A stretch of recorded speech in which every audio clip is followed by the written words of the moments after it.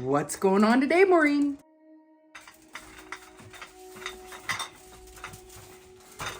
In the last video, I showed you how to make tikka masala and how to can it up. So today, we're going to show you how to make chicken tikka masala. Come on.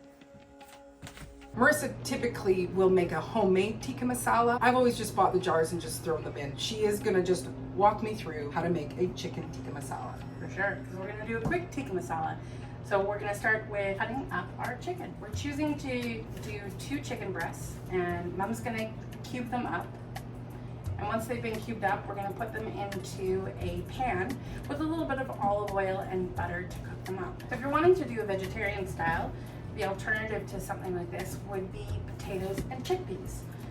It's a really tasty way of doing it. I have seen tofu, and I've also seen egg even, an egg tikka masala, which was really lovely. Have you eaten an egg? Oh, I have. Yeah. Well, the only thing with tofu, you know, I have thyroid disease, so I can't have tofu. Right. Yeah. Now, would you prepare the potatoes a certain way?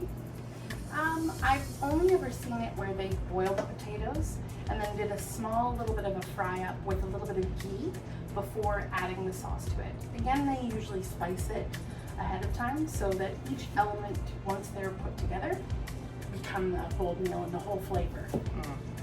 Let's go fry this baby up. So I'm just gonna put a couple tablespoons of olive oil in our cast iron wok. And you know, like basically whenever I'm making tikka masala, like I said, it's just a jar and I just throw it in.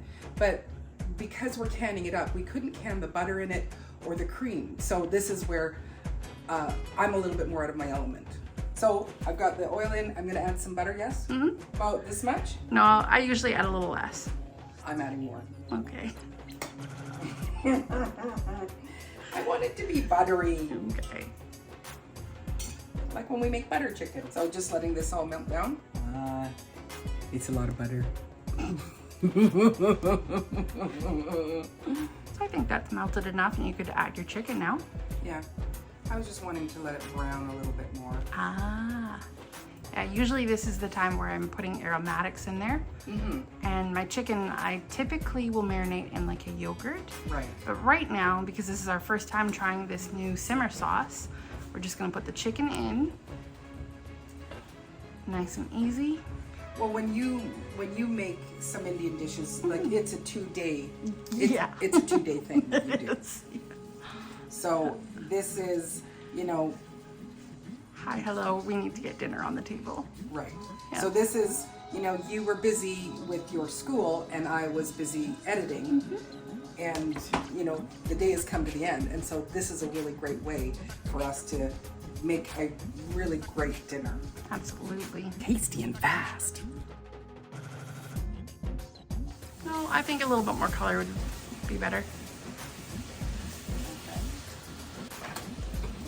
Now we're gonna add our sauce. This is the convenience part.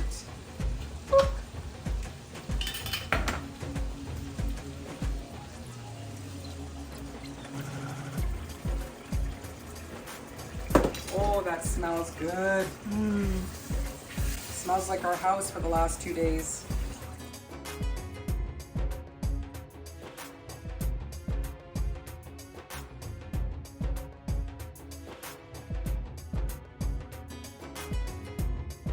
Cook that a little bit and let that come up to temperature before finishing off with a little bit of cream. Oh yeah, get everything out. That smells really good. It does smell really good. Wow. Because I've never made homemade tikka masala.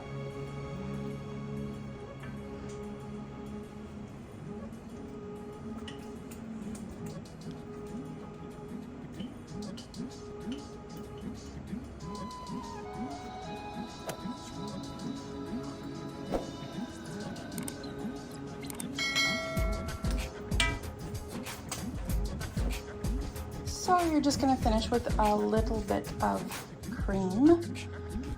So when? Keep going. That's probably good there. And just stir that in. And then we're just gonna bring it up to temperature. With this tikka masala recipe, I will put the ingredients and how to down in the description down below. But you were mentioning that you could just turn this into a butter chicken. Oh, definitely. Yeah, add a little bit more, perhaps a few different spices, and definitely butter and a little bit more cream. But you can morph it for sure. I think we're almost up to temperature. Perfect. It looks super good.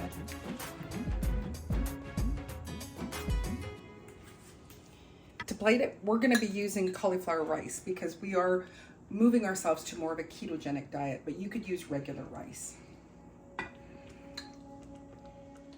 And then just pour on some sauce. And then I'm going to add in a little bit of raita. Now, I found that it's not as spicy as I would like it, so I am going to sprinkle a little bit of hot pepper on it. Where did you get those peppers, Marie? I grew these peppers and dried them myself. And some raita for me to cool it down if need be. Bon appetit. Cheers. Anyway, I hope you're having a great day wherever you are, and I look forward to seeing you on the next video. And if you do try out this recipe, let me know in the comments. I'd love to hear what you think about this tikka masala.